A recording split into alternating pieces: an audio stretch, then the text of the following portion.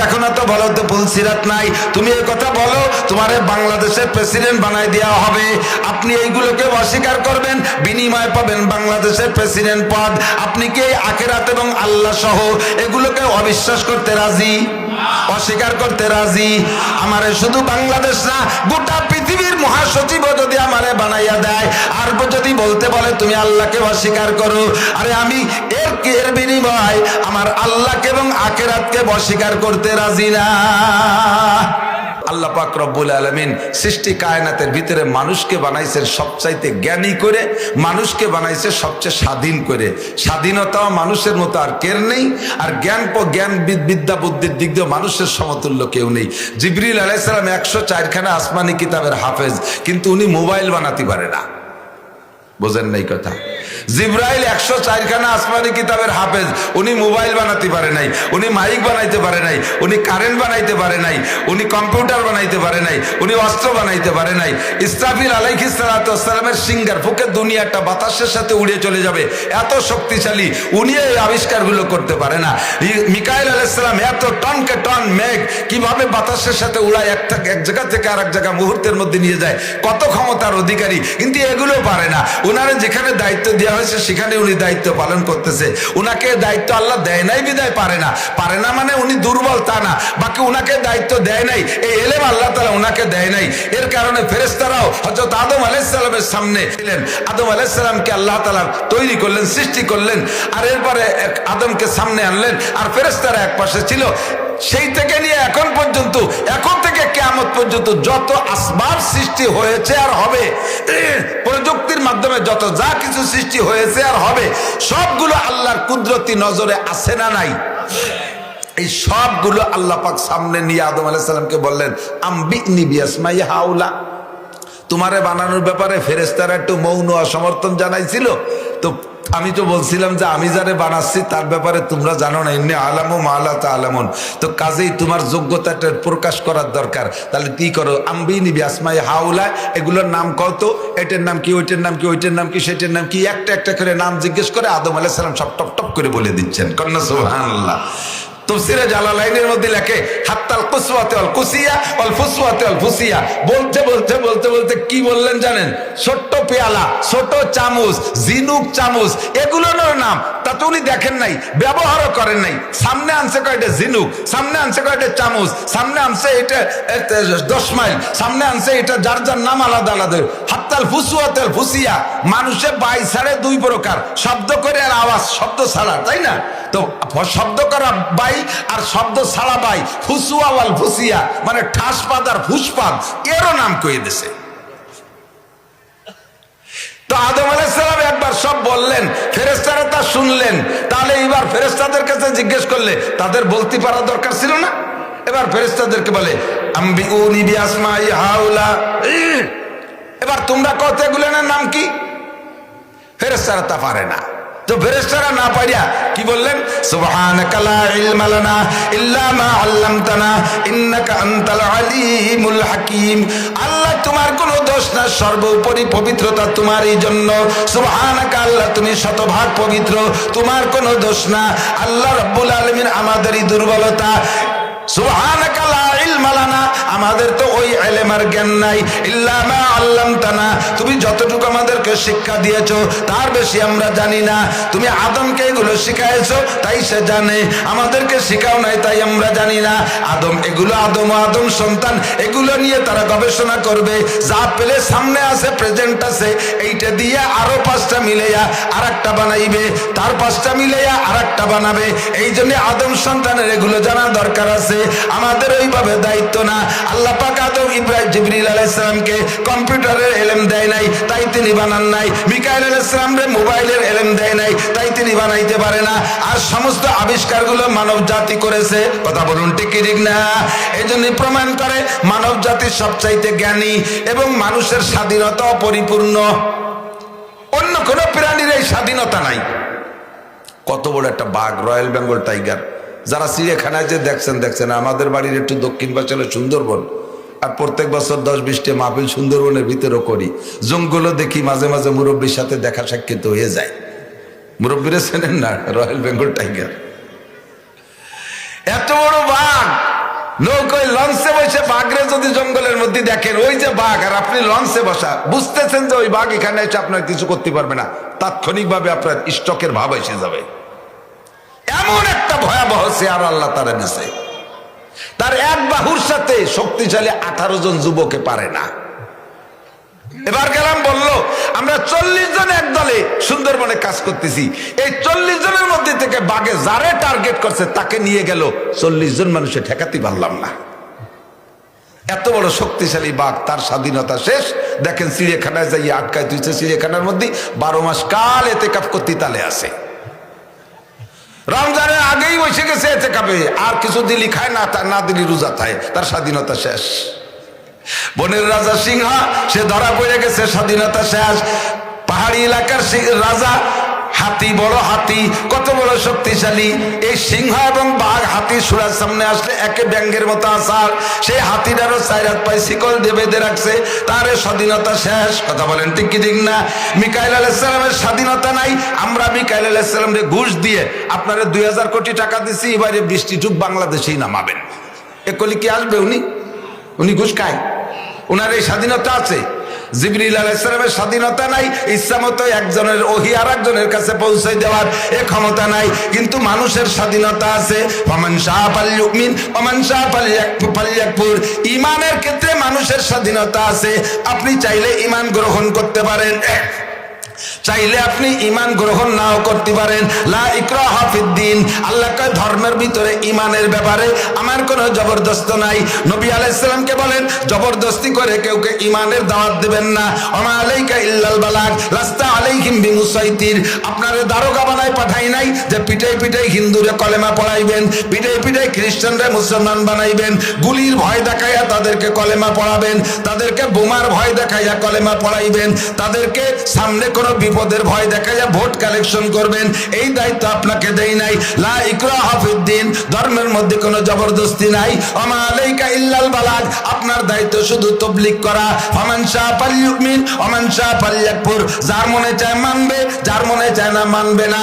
মানার লাভটাও বলে দেন, না মানার লাভও বলে দেন। মান ইহতাদা ফা ইন্নামা ইয়াহতাদি লিনাফসি। হিদায়াতের বাণী গ্রহণ করবা যারা, ঈমান আনবা যারা, এর ফলাফল সেই উপভোগ করবা। ওমান দাল্লা ফা ইন্নামা ইয়াদিল্লু আলাইহা। আর গুমরাহির পথ যে বেছে নিবা, গুমরাহির একটা ফলাফল আছে, এটাও তারই কাঁধে চলবে। আল্লাহ তাজিরু ওয়াজিরাতু বিজরা উখরা। একজনের বোঝা আরেকজনের কাঁধে উঠিয়ে দেওয়া হবে না। ঈমানের ক্ষেত্রে আল্লাহ পাক স্বাধীনতা দিয়েছেন। যদি তাই না দিতেন তাহলে কাফের মুশরিক ইহুদ নাসারা মুসলমান যারা আল্লাহকে আল্লাহ বলে স্বীকার করে না, আল্লাহ তাদের খাদ্য বন্ধ করে দিতেন, তাদের সন্তান ডেলিভারি প্রোডাকশন বন্ধ করে দিতেন। আমারে আল্লাহ বলে মানিস না, তোর বোর পেটে বাচ্চা হবে না, ওর বোর পেটকে বাজা করে দিত। আল্লাহ পাক তা দেন নাই। কাফের মুশরিকের সন্তান হচ্ছে, তোরা আমাকে আল্লাহ বলে মানিস না, তোদের খেতে উৎপাদন বন্ধ, তোদের জমিতে ধান হবে না, তোদের জমিতে পাট পেঁয়াজ হবে না। এমন করে আল্লাহ তাদের পর চাপ দিচ্ছেন না, তাদের ক্ষেত্রে একই রকম ধান ফসল হয়ে যাচ্ছে। কথা বলুন ঠিক কি ঠিক না?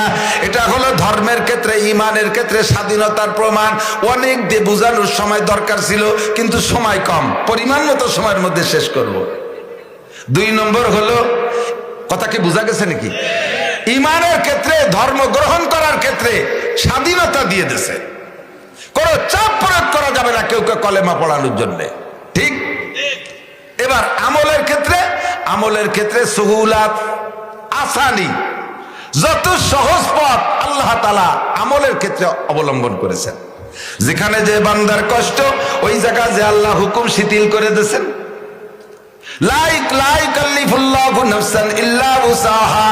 শরীয়তের যত বিধিবিধান আছে, সব বিধিবিধানের উপরে আল্লাহর একটা সীমারেখা দেওয়া আছে। ওই সীমারেখার পরে যে যদি বান্দা দুর্বল হয়ে যায়, না পারে, তখন আল্লাহ পাক আলাদা একটা দরজা খুলে দিয়েছে।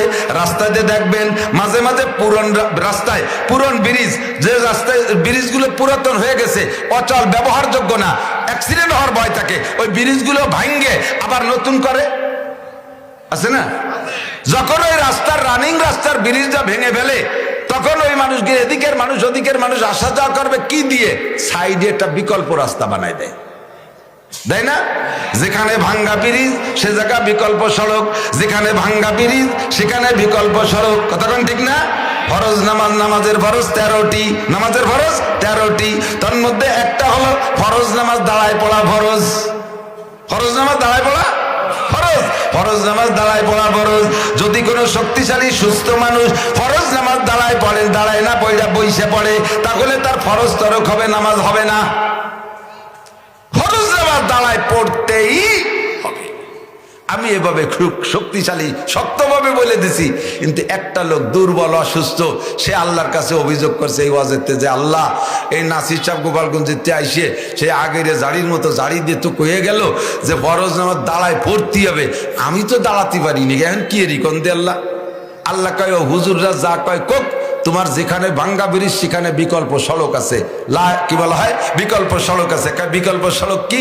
লাইসা আলাল মারিজে হারাজুন, লাইসা আলাল মারিজে, অসুস্থ রোগী যারা তাদের কোনো মাসালা নাই, সে যে জায়গা যাইয়ে যা করতে পারে সেই জায়গা তাই করবে। তোমার দাঁড়ায় ভর্তি বলছে কঠোর ভাবে, না না না, তোমার ওই টেনশন করা লাগবে না। তুমি যদি দাঁড়াইতে না পারো বসে পড়ো, দাঁড়াইতে না পারো বসে পড়ো, বসতে না পারো শুয়ে পড়ো, যেভাবে পারো সেইভাবে পড়ো, তোমার যেখানে যেটা সম্ভব হয় সেইটা করো। শরীয়তের ভিতরে লা ইকরাহা লা ইকাল্লিফুল্লাহু নাফসান ইল্লা উসাহা, শক্তির বাহিরে আমি কোনো হুকুম চাপাইয়া দেই নাই।